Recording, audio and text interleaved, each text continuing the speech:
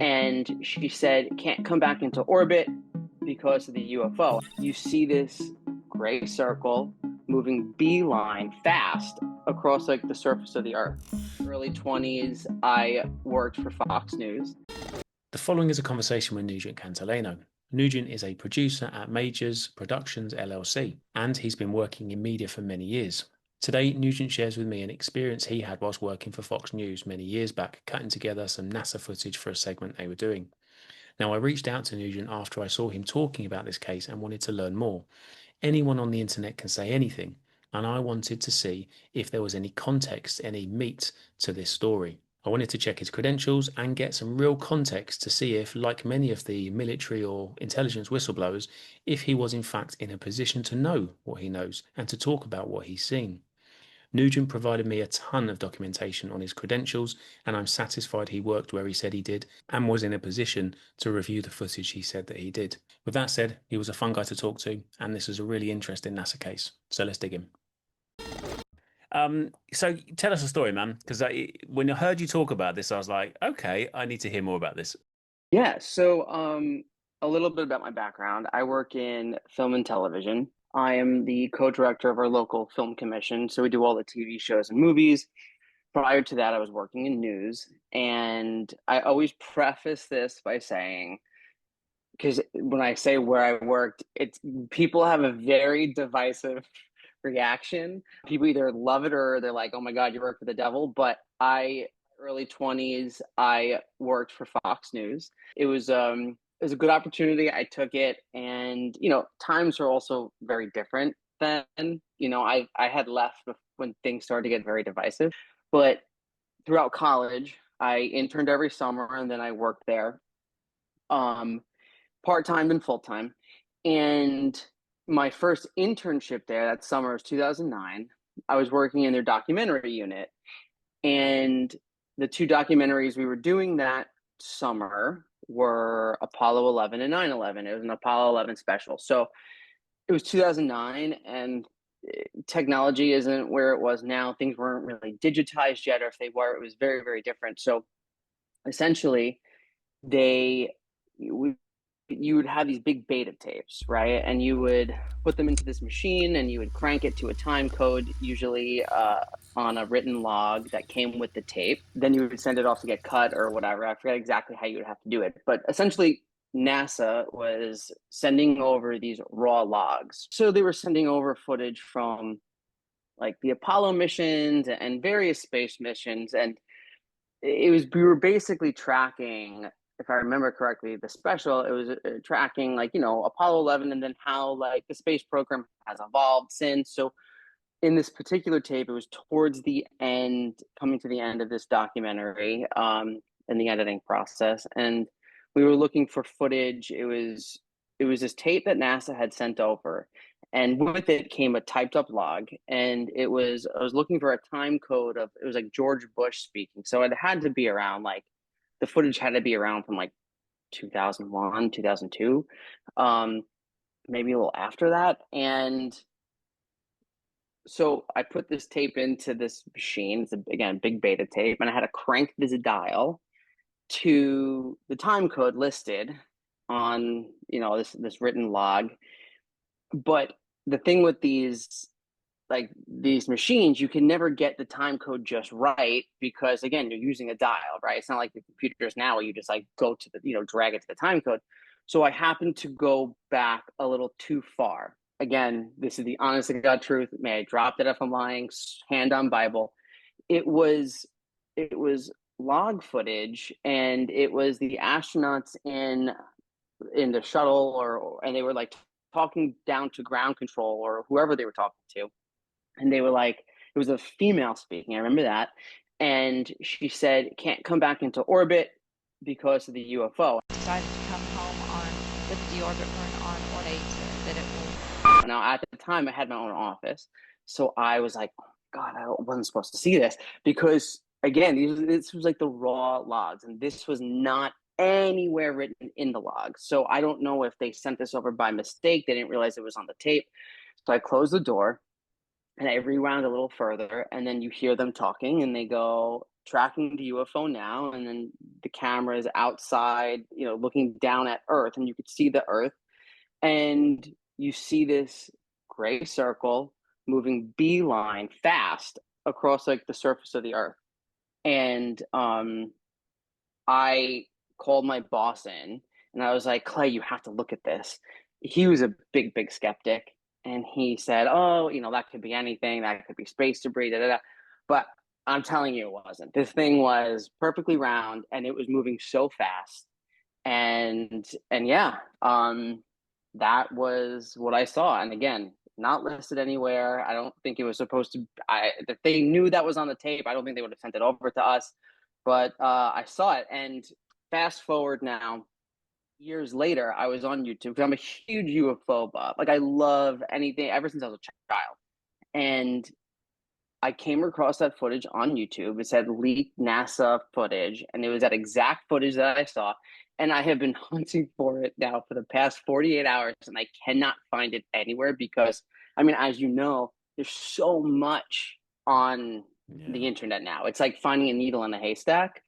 But I'm sure, and I hope whoever watches this, maybe somebody has also seen that footage and will, like, pop into the comments and say, oh my God, I've seen that, because it was out there. For a fact, again, hand on Bible, I saw it. It was out there, and I just can't find it now. I don't know if it was taken down. I don't know if it was so long ago, but I'm sure somebody out there has seen it. Yeah. You mentioned that you'd seen something maybe partially, or a small, short clip of it, maybe. I did, because I remember the footage, like when I rewound it, it went back to the surface of the Earth. So funny enough, this in my searching, I found this YouTube account that is fairly new, and they're uploading a ton of like NASA footage. It was such a like I said, I remember a female saying something about not being able to come back into orbit. So this clip I found, and I'll send it to you, there is a female, says the word orbit in it, and it cuts to the Earth, and you see like a little dot like zoom, so like into frame across the Earth. So I had emailed the account, and I said, I explained who I was. I said I would be happy to give my credentials. And I said, I told them the story, and I was hoping that they could let me know where they got this from, and if they have a longer clip of it. Awesome. Superb. So talk me through the object. So you said like a circular or disc shape. It was it was a gray perfect circle. And again, it was further away. So how big it actually was, it was probably, way bigger than it appeared, of course, but it was perfect circle. It was gray, and it was just moving fast in a perfectly straight line. Okay. So was your impression of it that it was kind of like a perfect circle as a ball or a sphere or as a disc on its side, or what was your sort of interpretation of it? It's a good question. I'm trying to remember. I would say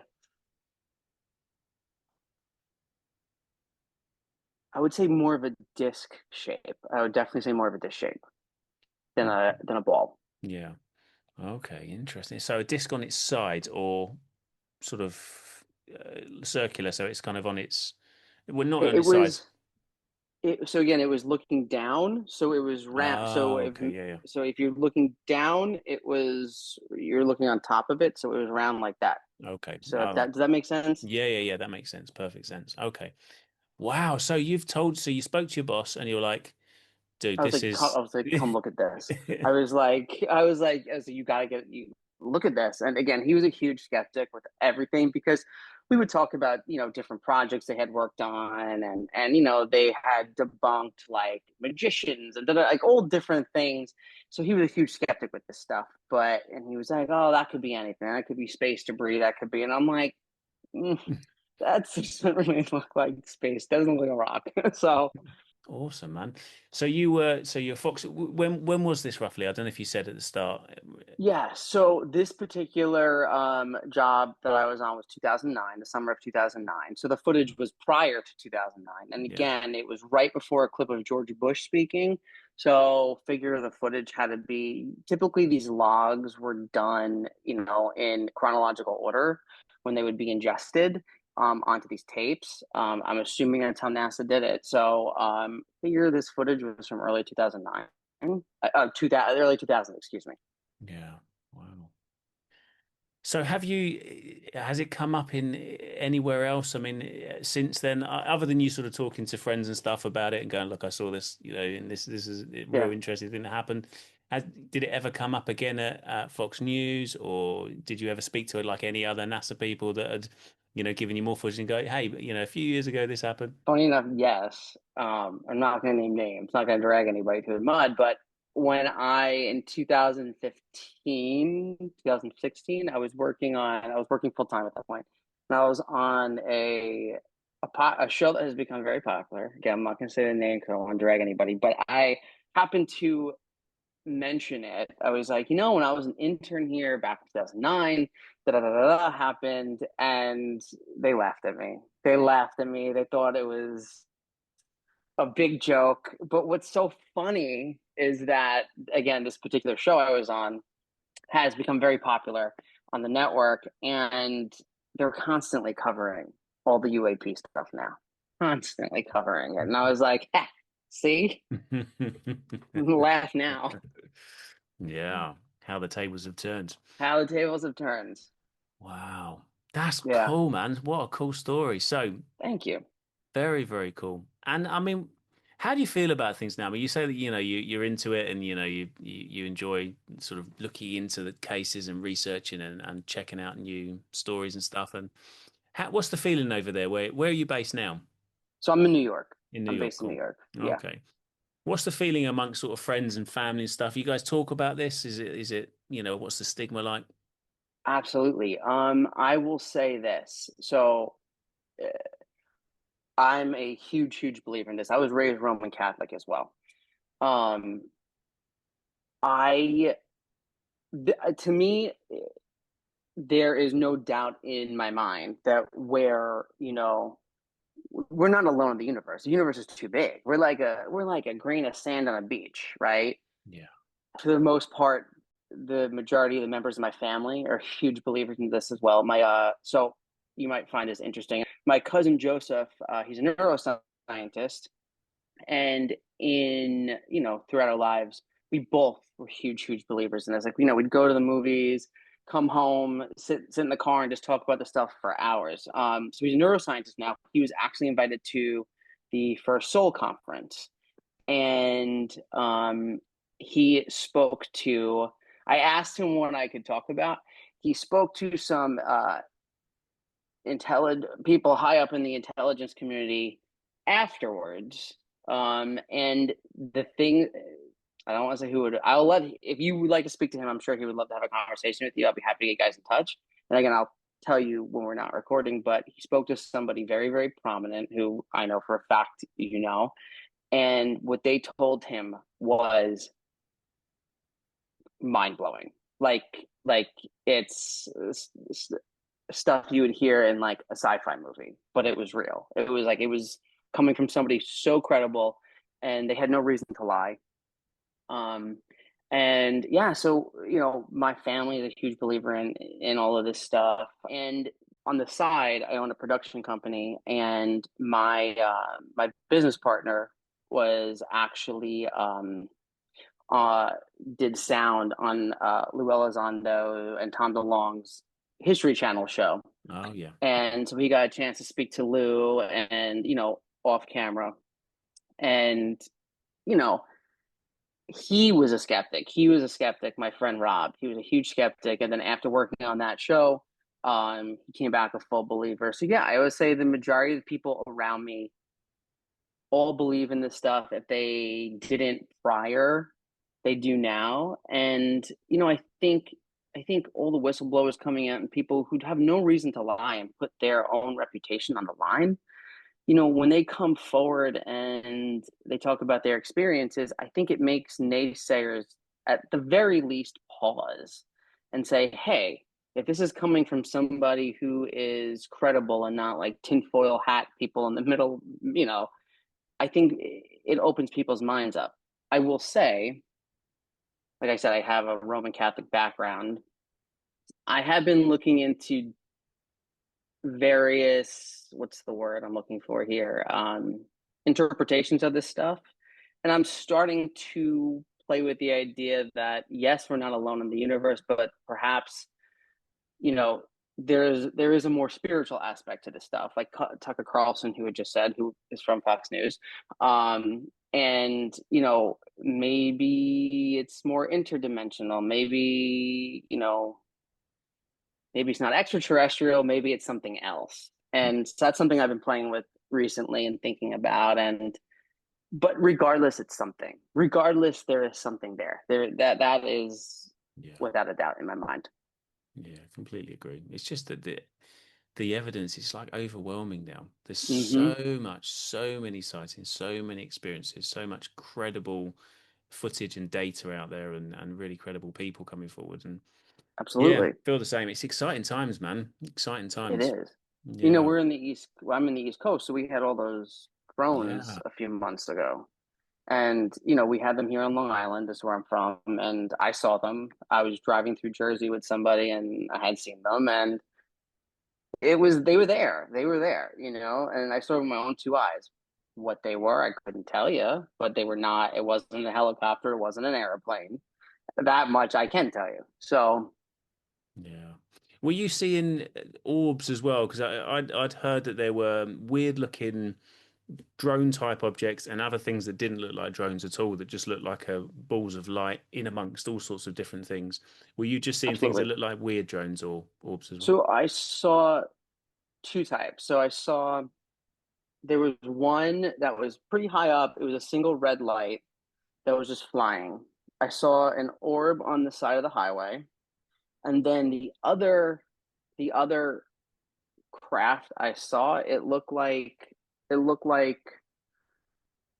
four balls of light, and they were just like kind of moving like this and flying off. And it was at night, so it was hard to tell the structure of these Yeah. things. But that's what, and it was about the size of a car, like everybody was saying. Mm. And apparently they're back in Jersey now. So Yeah, I've heard that. Yeah, there's been fresh sightings, but it's okay because they're all FAA approved, and yeah, right, President exactly. Trump. Yeah, nothing to worry about. Yeah. Nothing to worry about. Nothing to worry about. Yeah, I find it fascinating, man. That was when that happened because we had some in the UK over the military bases, the Hmm. American military bases in the UK, Yep. which was really interesting. I spoke to a couple of first-hand witnesses. They're guys that are down there, two different people that are like plane spotters essentially. That's what they would normally be there for, is just taking videos and photos of the aircraft, conventional aircraft, and then all of a sudden they start seeing this weird stuff similar to the Hmm. the New Jersey stuff, and it's like, okay, this is happening over here as well. Is that FAA approved as well? What's going on? Right. And in Exactly. France and in Germany as well, is that FAA approved? Yeah, a bit skeptical about that one. Yeah, What do you think? What do you think about all? I'm curious. I had said like I'm starting to play with the idea that maybe there's more of a spiritual aspect to it, and because you yeah. have Representative Luna, who's also saying similar things, and she's been posting a lot of. I'm not sure if you saw this, but she's been posting a lot of like biblically accurate angels Mm, on her Twitter, and people are like, "What does this mean?" yeah. What do you think? I'm curious. Yeah, I'd seen that as well. Very sort of religious, and the interdimensional angle, and certainly spiritual. I think I'm getting a lot of sort of messaging. I'd call it like messaging and signs from a lot of the congressional people around spirituality and this having a Mm-hmm. spiritual link. I don't know. I jump all over the place. I think the problem that I've got is that because I speak to so many people and I'm so engaged in the conversation, especially people that have had experiences or have done tons of research, way, way, way more research, like decades of research. And then I'm all in on what they're saying, and I'm thinking, oh yeah, but that doesn't make sense with this. and then I'm going down another rabbit hole. So I started to go towards this sort of simulation theory, which was, this sort of everything's mapped out, and why is everything mathematical? And, Yep. AI being somehow linked now that AI, 2017 is developed, like ChatGPT is developed in 2017 and it comes out in 2018. All of a sudden, New York Times article comes out in 2017. Okay, that's interesting. And, so we almost have this drip feed of disclosure starting in 2017 at the exact time that commercial AI that everyone can get their hands on starts being developed in at the exact same year. Whereas we've had decades and decades of from officials, there's nothing there, this is all silly, to Absolutely. all of these people coming forward, person after person after person after credible person, whistleblower. The laws change, congressional hearing, for whistleblowers, congressional hearings. I'm like, this is seems like it's somehow connected to AI and our ability to maybe connect the dots thanks to AI. Whether that's Absolutely. it's an idea, it's a theory, but it sort of makes some sense, even if it's not like a simulation, even if it's just, let's say the government have seen that what would normally take a massive research team to start putting the pieces together and investigate stuff. Now, every day, every a teenager in their bedroom using GPT on their phone could start essentially have an entire research team to start putting the pieces together, Yep. and start connecting the dots. And maybe there's a concern there because previously it's like apathy. People don't really that interested. They're not going to go out and spend hundreds of thousands getting a whole team of researchers together to figure stuff out. Well, now they don't have to because GPT's free, pretty much, and they can do it themselves. So I was going down that rabbit hole, but then I'm close to like interdimensional.